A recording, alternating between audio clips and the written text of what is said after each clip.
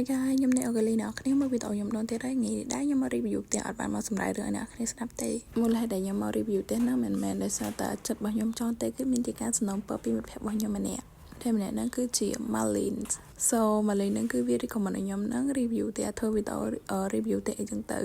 តែវា recommend ហ្នឹងតាំងពីថ្នាក់ទី9ឥឡូវនេះគឺចូលថ្នាក់ទី11ហើយដោយសារតែខ្ញុំលែងបានរៀនមួយវាទៀតចឹងក៏ខ្ញុំគិតថានឹងចេញវីដេអូនេះជូនវាហើយជាកាដូលាគ្នាចឹងណាហើយឥឡូវនេះដែរខ្ញុំនឹង review ផ្ទះដែលនៅខេត្តក្នុងរបស់ខ្ញុំហ្នឹងផ្ទះដែលនៅខេត្តក្នុងហ្នឹងគឺខ្ញុំបាន ID មកពី TikTok so ផ្ទះហ្នឹងគឺវាមាន ID ពីរប៉ុន្តែខ្ញុំចេះវាយបានតែមួយចឹងគឺវាយបានតែសបកផ្ទះទេគឺផ្ទះវាស្អាតរបៀបដូច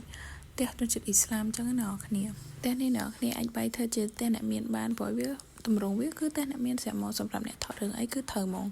ចឹងខ្ញុំនឹង rate ឲ្យផ្ទះនេះចំនួន7 លើ 10ដោយសារតែខ្ញុំវាយបានតែសបកផ្ទះខ្ញុំមិនដឹងថាdesign ខាងក្នុងវានឹងមិនទេតែបើខ្ញុំបានដឹងថា design ខាងក្នុងវាមិនទៀតគឺខ្ញុំអាច rate ឲ្យផ្ទះនឹងបានច្បាស់លាស់ជាងនឹងហ្នឹងហើយសម្រាប់អ្នកនរគ្នាវិញគាត់ថាផ្ទះទី1នៅអ្នកនរគ្នាឲ្យមកបន្ទុកដែរហើយចំពោះអ្នកដែល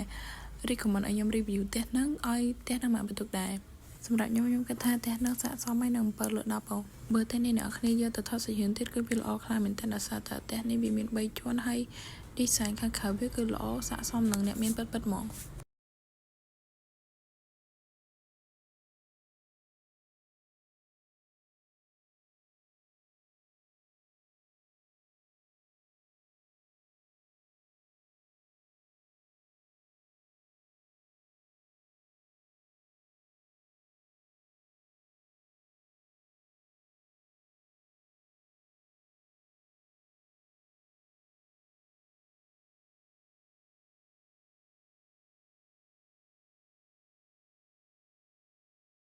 ឥឡូវនេះខ្ញុំនឹង review ផ្ទះទី2ដែលខ្ញុំយក ID ពីក្នុង game Sakura ហ្នឹងហ្មង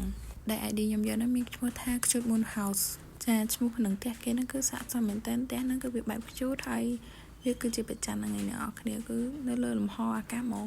អ្នកនរគ្នាមើលពីក្រៅទៅផ្ទះហ្នឹងគឺស្អាតខ្លាំងផ្ទះនេះបើធ្វើជាទេពធីតារស់នៅអីក៏កើតដែរអ្នកនរគ្នាដោយសារតែសម្ភារៈខាងក្នុងវាគឺមើលទៅអាចជាមនុស្សធម្មតាហើយបើយកទៅថតរឿងក៏មិនកើតដែរវាមិនដែលមនុស្សធម្មតាណាទៅនៅលើអាកាសទេអ្នកនរគ្នាអើយហើយតែអ្នកដែរគឺនៅផ្នែកខាងក្នុងវាគឺរឿងឆ្អៀតណាអ្នកនរគ្នាពិបាកក្នុងការរស់នៅខ្លាំងមែនតើបើសិនជាយកទៅថតរឿងអីគឺអត់កើតទេប៉ុន្តែផ្ទះនៅកន្លែងបន្ទប់ដេកគេគឺមានហ្គីតាហើយនិងមេក្រូសម្រាប់ច្រៀងលេងអីចឹងទៅដោយសារតែមានហ្គីតាហើយនិងមេក្រូខ្ញុំដូចមានអារម្មណ៍ថាចង់ច្រៀងឥឡូវខ្ញុំសាកច្រៀងទៀតកំប៉ុតខ្ញុំជឿអត់ព្រោះហើយប៉ុន្តែខ្ញុំគ្រាន់តែចង់ច្រៀងឲ្យអ្នកគ្នាស្ដាប់តែមេក្រូនៅក្នុង game Sakura ហ្នឹងឥឡូវនេះខ្ញុំលើកបទចម្រៀងមកបទហើយបទចម្រៀងហ្នឹងគឺជា my favorite song ខ្ញុំហ្មងរបៀបថាតាំងពីចេះច្រៀងបទចម្រៀងមកគឺបទហ្នឹងឯងដែលខ្ញុំចេះច្រៀងមុនគេតើអ្នកគ្នាឥឡូវខ្ញុំសាកមក clear រឿងរ៉ាវក្តីស្នេហ៍ប្រឡ័យដួងចិត្តបើគ្រាន់តែអាណិនមិនได้សំដែងដូចស្រឡាញ់ឬនេះគ្រាន់ជាល្បិញដែលចង់ឲ្យខ្ញុំដើរចេញទៅដោយខ្លួនឯងនៅពីមុំកាយវិការដូចស្រឡាញ់ខ្ញុំតែកែក្នុងបងលួយតែតងមិនភ័ក្រសំឡាញ់ឬបងចង់ឲ្យអូនដើរចេញហើយតែតងមិនអូនមែនតែមក review តែសក់មកជើងឯណាសាំហ្មងហើយខ្ញុំសម្រាប់ឲ្យតែនេះគឺ6 លើ 10ហ្នឹងហើយអ្នកគ្នាខ្ញុំអត់សូវចេះច្រៀងទេហើយណាមួយក៏ច្រៀងមិនព្រោះដែរប៉ុន្តែចិត្តខ្ញុំវាចង់ច្រៀងឥឡូវនេះយើងទៅ review ផ្ទះទី3បន្តទៀតដែលផ្ទះទី3ហ្នឹងគឺមានឈ្មោះថា Garden House Sedana សម្រាប់ផ្ទះទី3នេះគឺជាផ្ទះបែបស្រុកស្រែអ្នកគ្នាបើមើលផ្ទះនេះពីក្រៅទៅ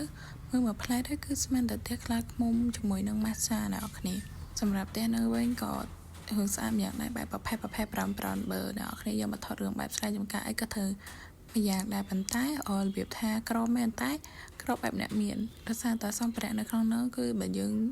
គិតនៅខាងក្រៅអីក៏វារឿងថ្លៃណាមួយក៏ទៅនៅផងដែរយូរតែខ្ញុំមើលនៅក្នុងផ្ទះនឹងអស់ហើយនៅក្នុងផ្ទះនឹងគឺវាមានរបៀបរៀបរយតាំងពីបន្ទប់ទឹកអីណាគ្នាខ្ញុំមើលខ្ទេចខ្ទីហ្មងហើយផ្ទះនឹងគឺយកសូស្អាតផ្ទះនេះបើយើងយកមកថតរឿងបែបស្រុកស្រែចម្ការរបៀបថាជាផ្ទះលំហែរបស់អ្នកមានអីចឹងគឺវាត្រូវហ្មងដោយសារតែផ្ទះនេះគឺសុទ្ធតែសម្ភារៈពិនិត្យអញ្ចឹងផ្ទះនេះគឺខ្ញុំរ៉េតឲ្យ7 លើ 10គឺអត់តាន់មានផ្ទះណាដែលឈានដល់ចំណុចកំពូលឯណាគ្នាបើនិយាយពីផ្ទះនឹងពីស្វកខាងក្រៅហ្មងគឺរបៀបដូចផ្ទះម៉ាឆាជាមួយនឹងខ្លាឃ្មុំអ្នកគ្នារឿងម៉ាឆាជាមួយខ្លាឃ្មុំសម្រាប់អ្នកគ្នារ៉េតឲ្យផ្ទះនឹងបានដែរឥឡូវយើងទៅកាន់តែបន្តផ្ទះដែរផ្ទះបន្តនឹងគឺមានឈ្មោះថា Cute House ចំពោះផ្ទះទី4នេះដែរគឺវាស្អាតយ៉ាងណាស់គ្នាដែរពណ៌វាគឺពណ៌ pink ទាំងអស់សាកសមជាមួយនឹងឈ្មោះគេដែរថា Cute House Man យូរទៅផ្ទះនេះគឺស្អាតខ្លាំងគឺការរៀបចំវាក៏តំណឹងដែរសិនបើខ្ញុំមានផ្ទះក៏ខ្ញុំ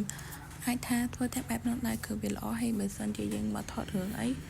បែបគូសង្សារនៅមួយគ្នាអីត្រូវថតរឿងបែបគូសង្សារនៅមួយគ្នាក៏ត្រូវថតរឿងបែបនៅម្នាក់ឯងក៏ត្រូវដែរដោយសារតែ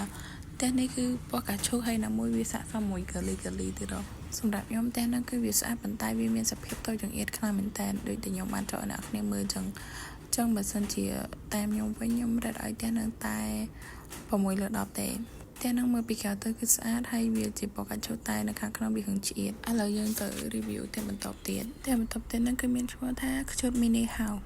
ផ្ទះហ្នឹងពិតជា cute មែនហើយវាគឺទូចមែនតើអ្នកនរគ្នាវាដូចមិនសូវទូចបានអ្នកនរគ្នារឿងធំខុនបែបដែរផ្ទះហ្នឹងគឺបែបពណ៌កាឈូលេជាមួយពណ៌ទឹកក្រូចអ្នកនរគ្នាតែពណ៌ទឹកក្រូចវាដូចអត់សូវច្បាស់អ្នកនរគ្នាផ្ទះហ្នឹងគឺស្អាតមែនតើអ្នកនរគ្នាមានក្រែមាន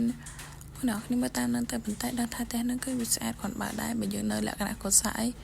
អូខេបានតែនេះអ្នកគ្នាអាចយកទៅថតរឿងបានគឺរឿងបែបលក្ខណៈគ្រួសារខ្ជូតអីចឹងទៅតែបើគ្រួសាររឿងបែបដំចំធាក់អីកុំនៅផ្ទះហ្នឹងអីវាមិនស័ក្តិសមទេដោយសារតែខ្ញុំដើរមើលផ្ទះហ្នឹងទៅគឺមានខេងទូហើយពិសេសគឺខេងបាសមេក្រូហើយនឹងនោះស្គរអ្នកគ្នាខ្ញុំស្រាប់តែមានចិត្តថាចង់លេងស្គរហើយក៏មានកូនចិត្តថាជើងមកបត់ទៀតផងដែរមកស្រាយខ្ញុំជើងបត់ទៀតងក់ខាងច្រើនព្រោះតែស្រឡាញ់ឆ្លោះដៃមែនចង់បាយទេគ្រាន់តែចង់ឲ្យបងលងប៉ុណ្ណឹងធ្វើមិនបានដែរមុខលូហោហែចង់បាយមែនតើមែនខ្ញុំមិនដឹងថាវីដេអូនេះមក review ទេឬក៏មកជួយឲ្យអ្នកគ្នាស្ដាប់វាបន្តែខ្ញុំជឿបានប៉ុណ្ណឹងតើឥឡូវយើងទៅ review ផ្ទះបន្តទៀតផ្លេចអ្នកគ្នាមុននឹងទៅ review ផ្ទះតទៀតខ្ញុំនឹងរត់ឲ្យផ្ទះនេះ8លើ10អញ្ចឹងផ្ទះនេះគឺនៅលំដាប់ខ្ពស់ជាងគេក្រោយពីផ្ទះដែលខ្ញុំ review ពីមុនមក classical model អ្នកគ្នាបែរជាផ្ទះហ្នឹងមកទៅតែនេះដូចជាអត់ខុសពីផ្ទះទី1ទេគឺដូចតែផ្ទះទី1ទេប៉ុន្តែវាទៅនៅមើលទៅទ្វារវាបើកចូលទៅគឺវាតម្លាក់ចុះក្រោមឲ្យយើងហ្មងគឺសម្រាប់ខ្ញុំគឺខ្ញុំទំតែឃើញផ្ទះនៅមួយទៀតដែលទ្វារវាតម្លាក់ចុះក្រោមមកធ្លាប់តែចូលផ្ទះផ្សេងទ្វារវាបើកជាចំហៀងណាអ្នកគ្នាសម្រាប់ផ្ទះហ្នឹងគឺអត់ខុសពីផ្ទះទី1ដោយសារតែផ្ទះធំដូចគ្នាប៉ុន្តែគឺអត់មានអីបាននៅខាងក្នុងនឹងដូចគ្នាបើយើងត្រូវរៀបចំអីបាននៅខ្លួនឯងប៉ុន្តែបើយើងថតសាច់គ្រឿងបែបនៅក្រៅផ្ទះអីទេរីកមិនយកផ្ទះនេះទៅអ្នកគ្នាល្អដោយសារតែផ្ទះនេះមានទំហំធំស្រាប់ហើយគឺនៅឆ្ងាយពីគេហើយពិសេសគឺមានអាងទឹកនៅខាងមុខនឹងទេអ្នកគ្នាហើយផ្ទះនេះដូចជា12ជាន់អ្នកគ្នាប៉ុន្តែទីធ្លាគឺធំសាហាវហ្មងសម្រាប់ផ្ទះនឹងដែរគឺខ្ញុំរត់ឲ្យ7លើ10ដូចគ្នាក្រោយពីអ្នកគ្នាមើលវីដេអូនឹងចប់ហើយខ្ញុំសូមសួរសំណួរពីរទៅកាន់អ្នកគ្នាតែខ្ញុំ review ផ្ទះបានប៉ុន្មានហើយខ្ញុំច្រៀងបានបទចម្លើយនោះគឺខ្ញុំ review ផ្ទះបាន6ហើយខ្ញុំច្រៀងបាន2បទបើសិនអ្នកគ្នាមាន ID ផ្ទះស្អាតៗហើយអ្នកគ្នាទៅដាក់នៅក្នុង comment មកខ្ញុំនឹងធ្វើវីដេអូ review ផ្ទះផាត់2បើសិនជាមានអញ្ចឹងជួបខ្ញុំម្ដងទៀតនៅវីដេអូក្រោយនៃអូកាលីបាយបាយ